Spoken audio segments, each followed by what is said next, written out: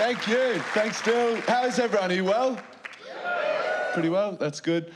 I'm deaf in my left ear, which is pretty cool.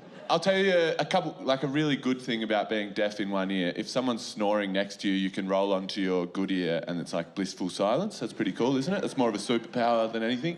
One negative that I've found of being deaf in one ear, when I was about 11 years old, I got an iPod for my birthday and I started really getting into music. And I didn't realise at the time, but headphones don't distribute equal parts of the song through each headphone.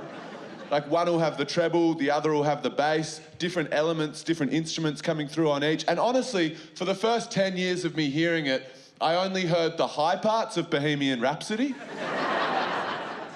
Everyone's like, yeah, it's the greatest song of all time. I'm like, yeah, but there's a lot of gaps. Like, Galileo, and then put something there after that, surely. I never even knew that he was from a poor family. Just ask your family for some cash, man. I used to work in after-school care, which was a really cool job. It's a fun job. It's fun because kids say a lot of stupid, funny things. I really enjoy it. You can also, working in after-school care, I can be silly in a way that you wouldn't be able to be in other jobs.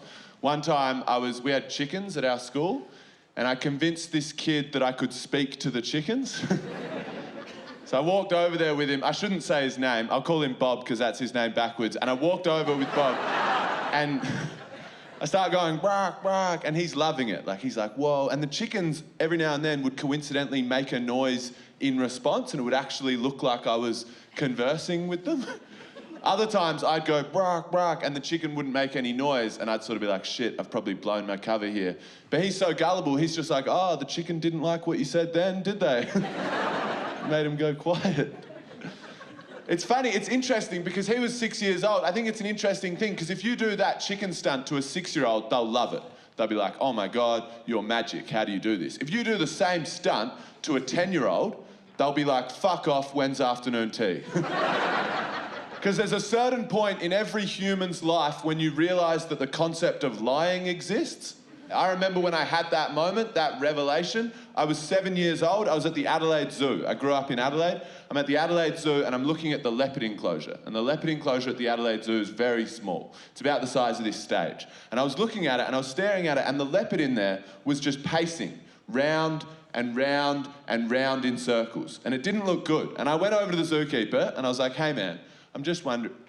I doubt I said hey man when I was 7. I was like, hey dude, what's up brother? I'm just wondering. I was like, is that leopard having an okay time? Because it looks quite upset. And this guy said to me, mate, don't worry. Leopards are actually a pacing animal. So if you went to Africa right now, you'd see heaps of leopards just pacing round and round in circles. I was like, bro, I know I'm only 7 years old, but I've lived those 7 years in Adelaide. I can recognise boredom-induced psychosis when I see it. I've seen it all my life.